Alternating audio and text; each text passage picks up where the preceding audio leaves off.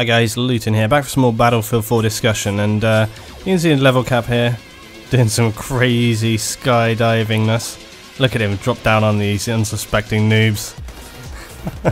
Only level cap. If you've not seen level cap's channel, guys, go check it out, it's in the notes below. Thank him very much for this footage again. I decided to go back to E3 footage today, guys, because let's face it, we've seen so much Paracel Storm, and I thought it'd be kind of nice to just kind of roll it back and have a little look back here at Shanghai again, just remind ourselves of the, you know, other elements in the game and how it looks. But today's topic is high value targets. Now, if you don't know about this, is high value targets is a new feature and it's for the commander. Alright, so high value targets allows the commander to select an enemy unit on the other team, and that designates them to his own team, saying, hey, check this player out, they're too powerful, take them out. It means they're either doing very well, getting kill streaks, they're just dominating, they're being a problem for the enemy team.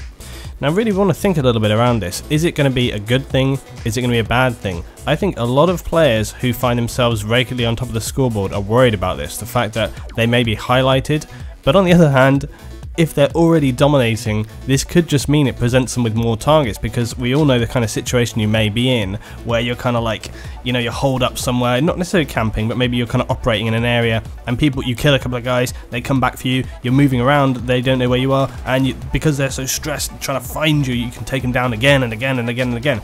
So is it necessarily a bad thing? I don't know. DICE seem very positive about it. Jack Frags did an interview with Patrick Bark, and he was really positive about it, as DICE obviously would be.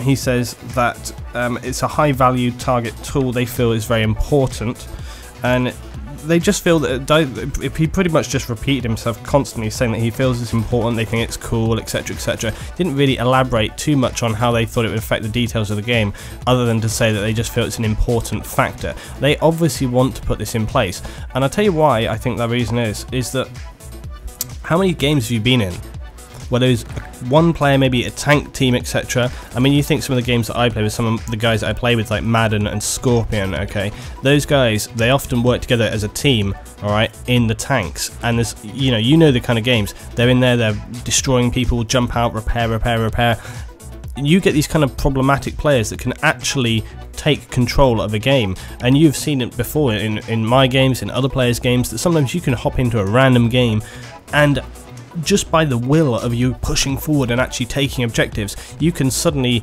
destabilize what was potentially a win for the other team. It doesn't necessarily mean that you win the round, it just means that you kind of gather the morale of everyone and be like, come on guys, we can do this. And I couldn't even tell you the amount of games where I've been in where I've entered a losing game because everyone was kind of sitting back and not really doing anything. I mean, think of that amazing game I had on Metro, which I always say was one of the best games, where I was actually on the other team and we were dominating them, spawn trapping them, and I said, this is crap, they need to get their arse in gear, move up. So I changed teams, I moved a couple of other players around, and then we sort of turned it back around and we pushed through and we actually ended up winning the game. Now, that's not necessarily an example of a high value target situation, but what it's saying is that you find yourselves in those situations where a small group of people can actually help turn things around. Now, conversely, from the enemy point of view, they are problematic. And that's really what they're trying to do, is they're trying to say, hey, look, there's often a few players which are a high priority to take out. Think about this, for example, dive bombing jets. We all know that how frustrating that is when the jets are coming in, they're wiping people out, But here's why I'm not too worried about this. As you'd be surprised, I'm not worried about many things. But no, you guys know I have concerns, but this one isn't one of them, and I'll tell you why. The thing is that taking the time to address a high value target is both positive and negative for that team, because it's all very well for the commander to say, hey, this guy's causing us a big problem, go sort him out. Well, that's all very well and good, but then half the time, okay, the strength of having one or two players causing a big problem is not always just in the fact that they're getting a lot of kills. Half the time the problem can be that they end up actually distracting the team so much that then the rest of the enemy move in around and flank and wipe the base out. And I have seen that, and I'm sure you guys have seen that more often than not, is that, let's say for example there's an LAV or whatever, it's driving up and down, it's causing lots of chaos, it's causing lots of harassment, the team get pissed off and they're like, oh, this guy, he needs to be dealt with, he needs to be dealt with. All of a sudden everyone changes kit, they start focusing on this guy, they put way too much time and pressure in, into taking him out. And in doing so, they forget about everything else that they should be doing, like covering the flanks, etc, etc. Like for example, okay, a sniper. Now, I have said before now that snipers often, if they're getting a lot of kills, well, just be careful. Just don't put yourself in their line of sight. If you know where the sniper is because you've been killed, but you don't think you can actually get onto him, just be careful. Just don't put yourself in his line of sight, and then no more problem. The sniper gets bored. It's no more problem. There's many situations, and I think the real danger here is that what's going to happen in the game, in fact I think it could actually be conversely bad, is that a commander will say, hey, take out this tank, take out this boat, take out this player, and then maybe the team will suddenly be like, oh my god, we've got to deal with this. Yeah, well, we'll see how that pans out, to be honest, because let's face it, how many times does the team actually listen? I mean, that's another thing that you kind of have to consider, is whether or not look at this destruction, oh my god. You've got to consider whether the team or not will actually even listen to the commander. Commander's going to be like, hey guys, check this guy, and then everybody's just like, yeah. Did you know what? I'm actually going to just continue what I was doing over here. Yeah, sorry, commander.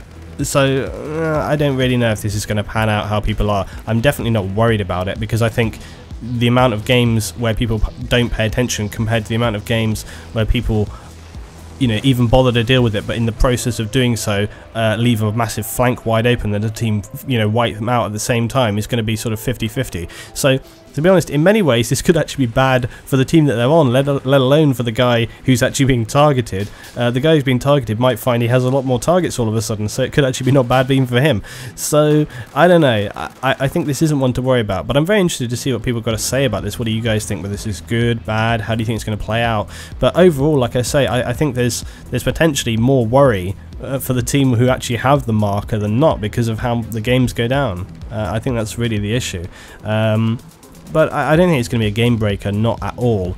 And I mean, for Christ's sake, like, okay, let's say Level Cap's here right now, right? He's on his way, he's trying to do something. Now, if the commander marks a target and goes, hey guys, there's a target over here. Well, unless it's in your close proximity, right? What are you going to do? Run across the map? No, again, it really relates to, okay, what class are you doing, what role are you playing, what team are you, what map are you, blah, blah, blah. There's so many factors involved to sort of designate. I mean, look, like we're in Conquest right here. Let's say we were in Rush or whatever, or even if you are in Conquest, right? Level Cap right here, he's out the base, he's preparing to cap it. So if a commander goes, hey, go and deal with this target, what, is he going to just drop his objective? Be like, oh yeah, don't worry, I'll just ignore my objective and just run after this guy? No. So I really don't think it's a big worry, and I think people need to sort of, not get too fussed immediately, okay? You need to sort of, just keep calm, it's all okay, it'll be fine. People need to stop freaking out before we even have got hands on with the game, okay? Now, I have my concerns with the game. I have my concerns with the game. I have concerns about commander mode for one thing, and various other little bits and pieces, alright?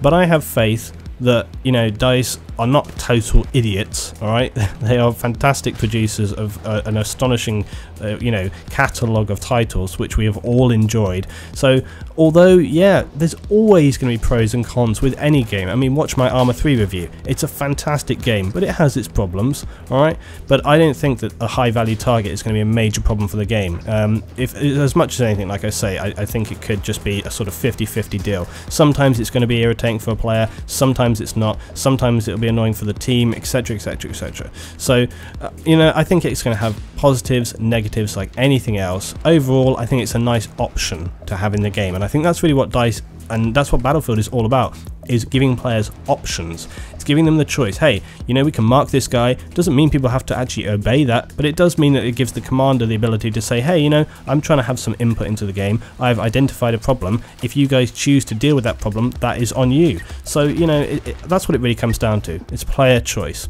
Let me know what you guys think. I'd be interested to hear. May discuss this a little bit further, but we're coming up very close towards the beta. It's only 4 weeks-ish away. I don't know. It's a while, but it's getting closer. It's not very long away. So, exciting times, guys. Thanks for watching. If you enjoyed, drop it a little like, and I'll see you next time, guys, for more Battlefield 4 discussion.